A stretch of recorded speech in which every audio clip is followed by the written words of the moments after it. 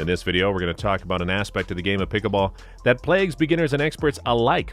Whether you're still learning pickleball or competing in tournaments, unforced errors in pickleball can really impact the match. But what are these unforced errors and how can you avoid them?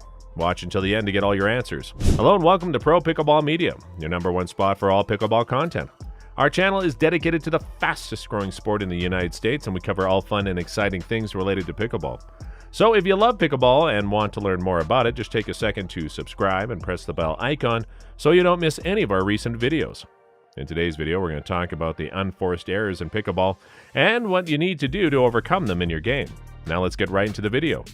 What is an unforced error in pickleball? In pickleball, an unforced error occurs when a player commits a mistake or fault on a returnable shot. For example, hitting the ball into the net with a simple return shot. Reducing unforced errors is a fundamental pickleball tactic that will help you win more games. It is unforced since your opponent has not taken any action to earn the point. You did it for their benefit. These are the best points if you're the recipient and the worst points if you're the perpetrator. But there is hope. Why are pickleball unforced errors important? Keep in mind the majority of points are lost by hitting the ball into the net or out of bounds rather than by scoring a goal. One of the most essential pickleball strategies is to keep the ball in play. Good players always give their opponents the opportunity to make a mistake. When in doubt, strike the ball carefully along the middle. Playing it safe may not earn you style points, but it'll earn you genuine points. These are the ones that are relevant.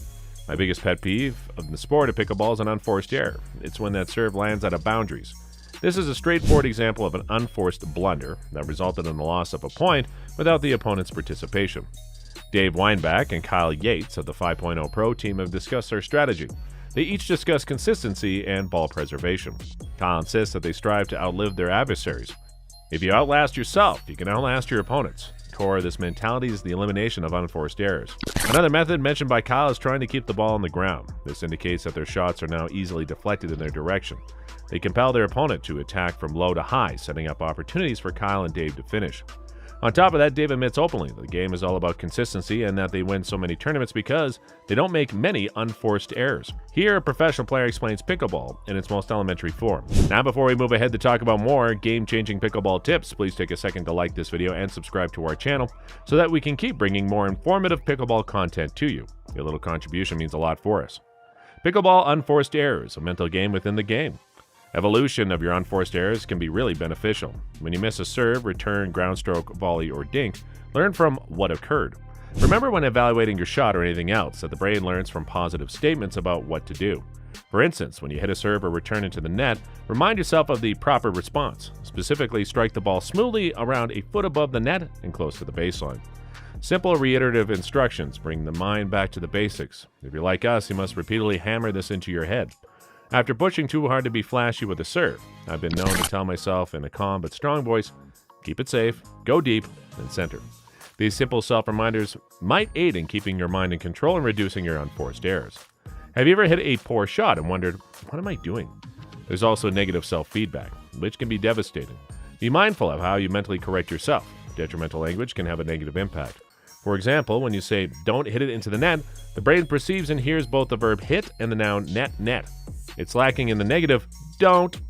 It is preferable to instruct your children to close the door softly as opposed to saying, don't slam the door, which is a common error made by parents, including me. The brain detects the sounds of smash and door. The more you consider it, the more instances you'll uncover when you make the basic but avoidable error. Now that you're aware of it and have a tremendous advantage and should alter the way you speak to yourself and others. This can significantly reduce unforced errors. In addition, it is crucial to learn to accept the outcome of each shot and to be accepting as possible. Similarly to golf, there are no poor shots. There are pure shots and top shots, but they're all simple shots with unique features. You'll play and appreciate pickleball, and golf or any other sport, more if you refrain from assigning worth to the outcome, shot, or performance. Enjoy the activity, learn from your mistakes, and don't be that jerk or psychopath yelling at yourself on the court. Be modest about your good shots and learn from every shot, good or bad, before moving on. Bad words can result in undesirable feedback and negative outcomes. Positive phrases are more likely to generate favorable feedback and positive outcomes. Nevertheless, sometimes the simplest solutions are the most difficult to accomplish. Ways to eliminate unforced errors in pickleball. You can be as vague or as detailed as you choose when you ask your brain to help you achieve a goal. Here's a common example. Aim small, miss small. It means to have a target as small as your skill allows. Positivity will aid you in all of your shots. Before serving, try the following. Consider the following. The serve travels over the net by 1 to 3 feet, settles along the baseline in the direction of my opponent's backhand. Your brain has received instructions, and your body is now prepared to carry them out. Attempt it. No pun intended. The return and ground strokes serve much the same purpose. Learn and practice the fundamentals of all your shots and mentally walk yourself short through the process, and you will soon play better. The more you do this, placement and control will become your top priorities, resulting in shots that decrease unforced errors.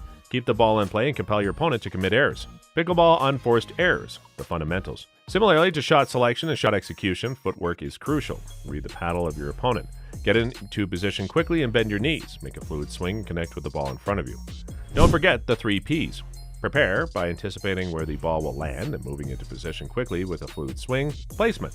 Strike the ball above the net to keep it in play. Pace. Always keep the ball in play.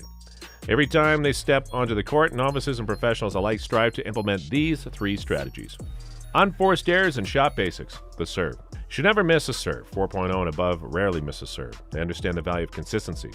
Practice getting all your serves in with proper pace and placement. The return. You should never miss a return. Practice hitting a return with proper placement and pace. This really sets up the whole point. The third shot. This is the key shot in pickleball. Practice your third shot drop. Lands in the kitchen. And third shot drive. Usually hit hard and down the middle. The dink. Dink shots should arc the highest on your side of the net and come down softly in the kitchen. This takes practice. Don't focus on trying to skim the ball over the net. It's about arc and where the ball lands in your opponent's no-volley zone. The lobs. Lobs should be high and deep, creating a difficult return for your opponent and increasing their unforced error opportunity. Mistakes are part of the game. Good learning opportunities. Treat them as such. When you make an unforced error, tell yourself where you should hit that shot next time and how much pace should be on it. This will help you stay sharp mentally and reduce unforced errors. Good luck. So what is your #1 strategy to improve your pickleball game? Tell us in the comments. Also, don't forget to like this video and share it with your fellow picklers. Also, if you love pickleball, then make sure to watch this next video on our channel. Thanks for watching. Bye.